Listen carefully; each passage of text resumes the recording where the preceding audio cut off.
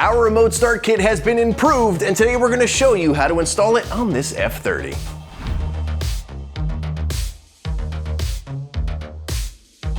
That is right, our new and improved remote start kit is here. Easier to install, better performing, and still feature rich. To learn all the nitty-gritty about what this kit can do, head on over to our website and see the description there. But since this is just an installation video, we're gonna keep it to the basics. But if you wanna skip all that and just get straight to the installation, we'll go to this time in the video right here.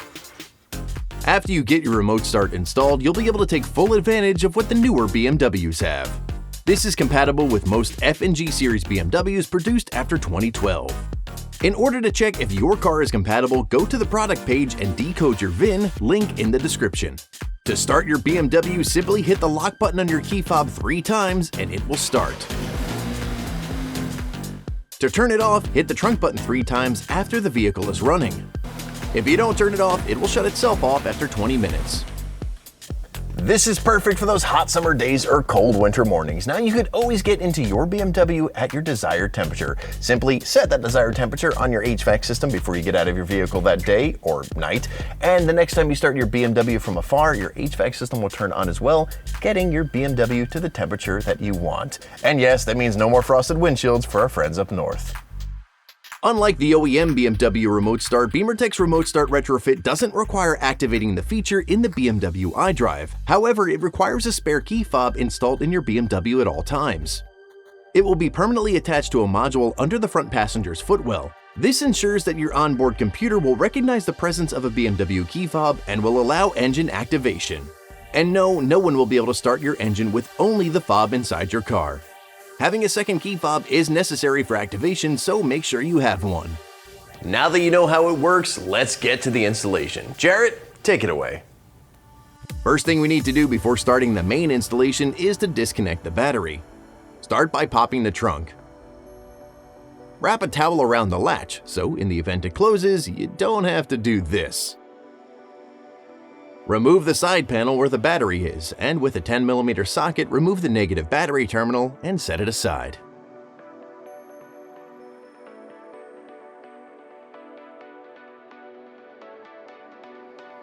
First step is to install your second key fob into your remote start unit. Open your kit and grab your activation module. Remove the 4 Phillips head screws holding it together.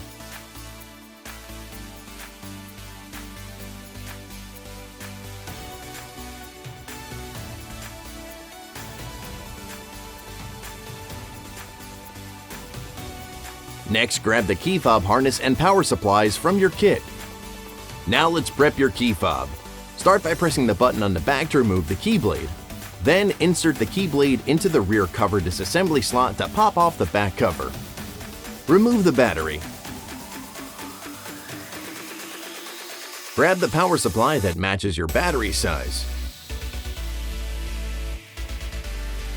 Plug the harness into the power supply and install the power supply into your key fob by lining up the tap on the power supply with the tap on the fob.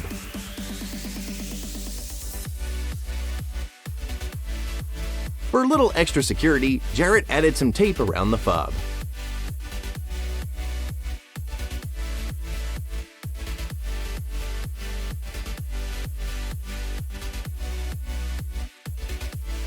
Place the fob into the enclosure like so, with the harness running through the cutout, and then reinstall all 4 screws.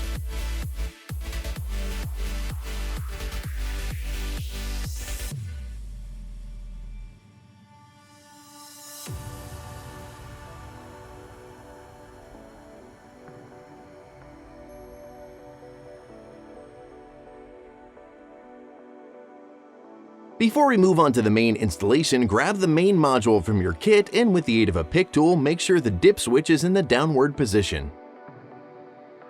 Now let's move on to the main installation. Start by removing the 2 10mm bolts holding the footwell panel in place.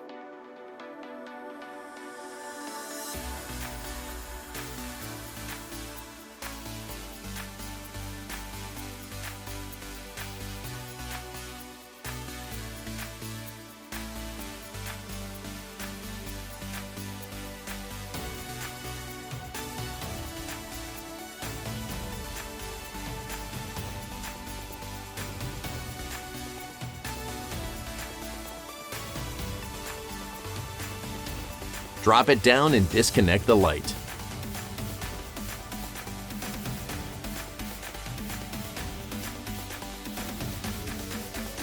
Then the door sill trim.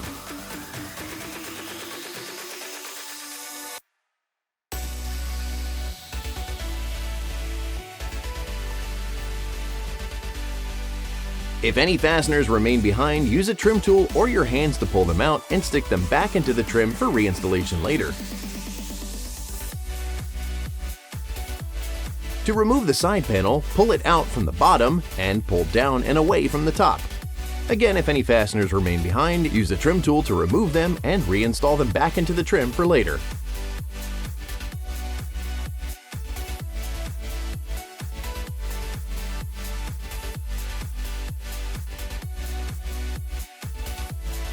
There should be a cover on this connector panel that you will need to remove that has one screw in the middle, but with this being our research and development car, well, it's long gone.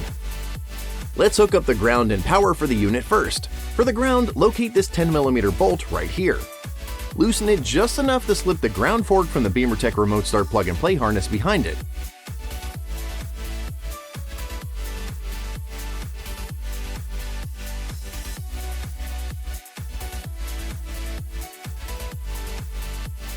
Tighten the bolt down to secure it.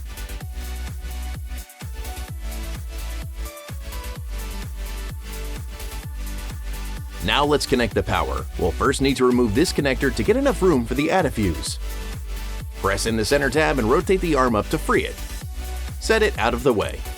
Next, use a fuse puller or pliers to remove fuse number 7, which is a 20-amp fuse. If you use pliers, use a gentle amount of pressure so you don't crack the fuse. For an even more detailed video on this process, consult the link in the PDF instructions provided to you when you make your purchase. Grab the add-a-fuse from the BeamerTech harness and place the fuse you just took out into the empty slot of the add-a-fuse. Push it in until it's flush. The direction doesn't matter. Take the add-a-fuse and plug it into the fuse slot 7 right where you took the 20-amp fuse out of. Make sure you put it in the correct spot and all the way, as fuse 7 deals with the central locking system of your BMW. Once secure, place the white connector back with the arm up and then rotate the arm down so it pulls the connector into place to fully seat it. Let's move on to repinning. First, remove this upper white connector by pushing in the center tab and rotating the arm. We need to remove the 2 pin retainers inside, so with a pick tool, press back the locking tabs on either side of the retainer and they will slide out. And pause. We have a tip and a request for you at this point in the installation. While we do try to make it as easy as possible to walk you through the repinning process, we do realize that sometimes accidents can happen. So we encourage you to take a picture of the connectors at this point in the installation before you do any repinning. Now, this is going to help for 2 reasons. 1, if you lose track of which pin you're working on, you could refer back to these pictures to figure that out. 2, if you do end up having to contact our world-class support team, these pictures will greatly help us understand what might have went wrong to offer you a faster solution. And with all that out of the way, let's get back to the installation. First, locate pin 45 on the gray side. In this case, it's a green with yellow wire. But make sure you count to identify pin 45, as the color may be different depending on which part of the world your BMW is in. To remove it, get some tension on the wire, and then poke the latching tab through the window on the pin retainer with a pick tool. If it gets stuck, poke it again through the second window.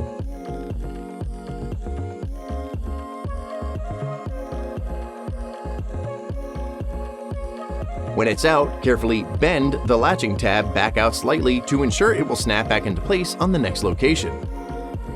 Congrats! You have just learned the old BeamerTech TPPB method. Tension, poke, poke, bend. Now grab SSB1 from the BeamerTech Remote Start plug-and-play harness and slide that into slot 45 on the pin retainer. Take wire 45 that you removed and slide that into the middle pin of the 3-pin connector so it lines up with the white SSB1 wire on the other side. Okay, hold up. Did you follow that? Let's show you a close-up on a 2-pin connector. 1 pin less, sure, but the same applies for both the 3-pin and 2-pin connectors you'll encounter in this installation. Okay, did you follow that? Let's show a close-up. These connectors are turquoise to make them easier to see, but yours will be black. You get the connector like this with the tab up. Slide your pin all the way in, then press down on the locking tab to, you guessed it, lock it into place.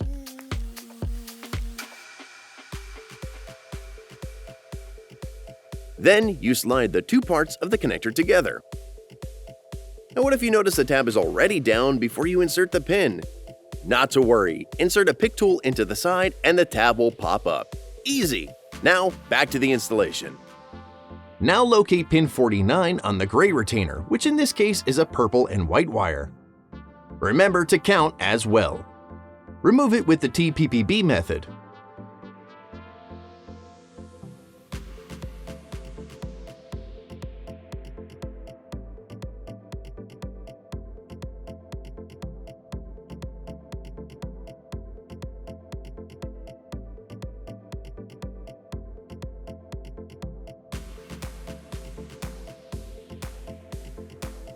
Once out, take the green SSB2 wire from the same section of the BeamerTech harness and place that into slot 49 on the gray retainer.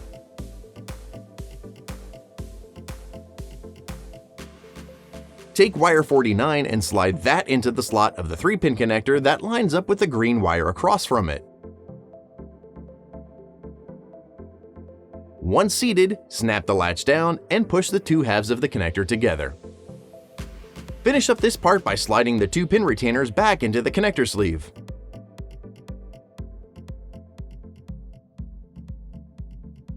Then, with the arm up, push the connector back in place and rotate the arm down to lock it. On to the next. Remove the black connector with white arm.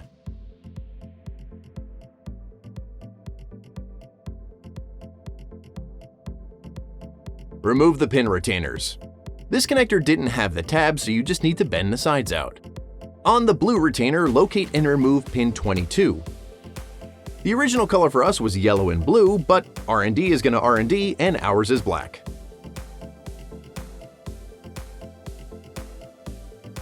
Grab the brake wire on the BeamerTech harness, which will be blue, and slide it into slot 22 on the blue retainer. Finally, take the factory wire 22 and slide that across from the blue wire in the 2-pin.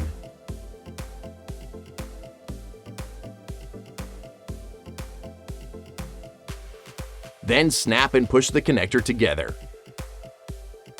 Reassemble and reinstall the black connector with white arm.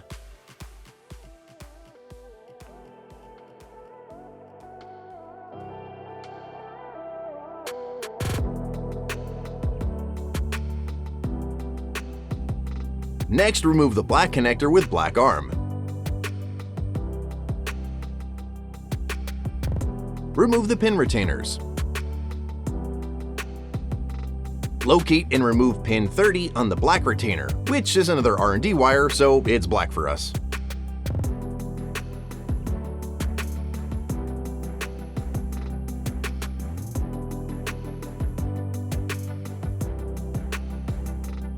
Grab the purple door wire from the BeamerTech harness and slide that into slot 30.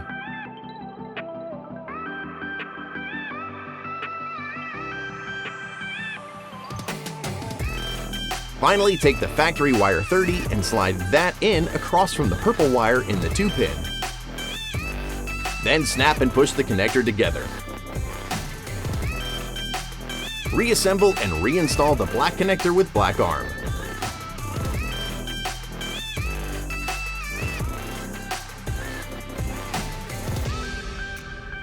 Now remove the upper black connector with white arm.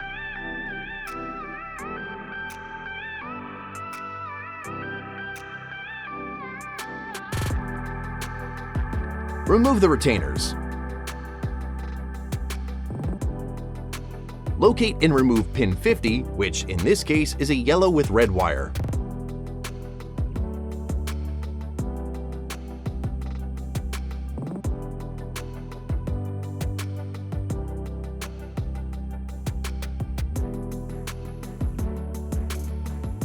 Take the yellow CAN high wire from the BeamerTech kit and snap that into slot 50. Take the factory pin 50 and match that up with the yellow wire on the 3-pin.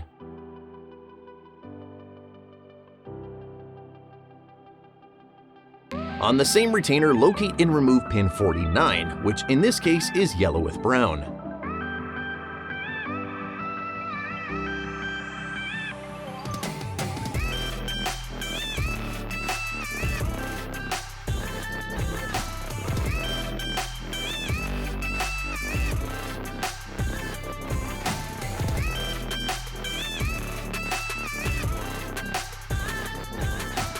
Take the orange can low and stick that into slot 49.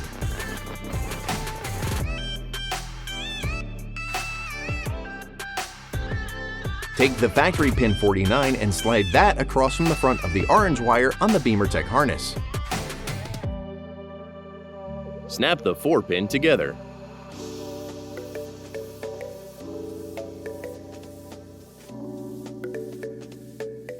Reassemble and reinstall the upper black connector with white arm.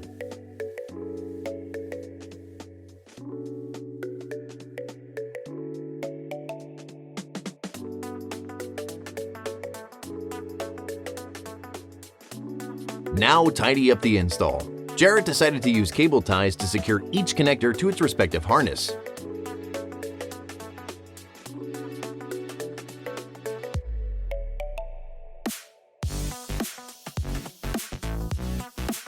He also tidied up whatever remained of the harness.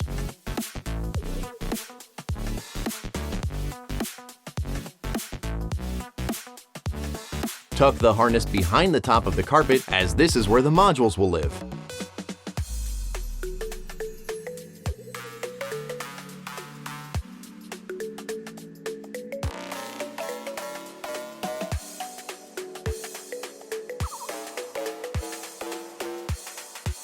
Grab the main module. Plug in the main harness. Next, the key fob harness.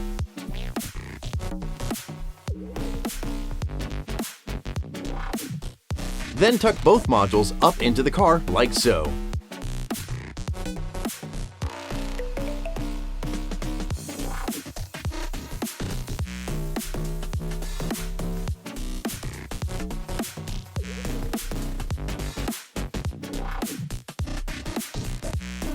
Tidy up whatever remains of the harnesses.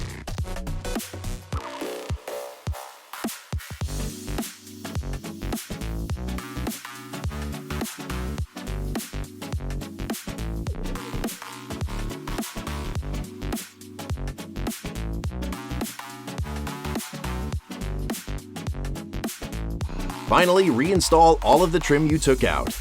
For the side panel, remove the weather stripping first.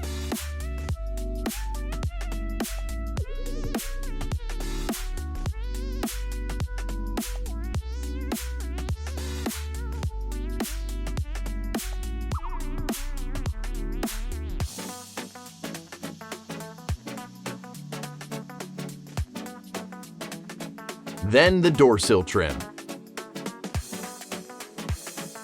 Finally, the footwell panel. Plug the light back in.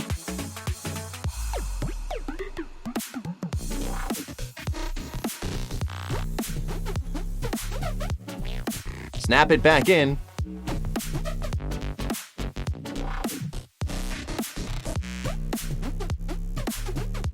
And reinstall the 10mm nuts, and you're done.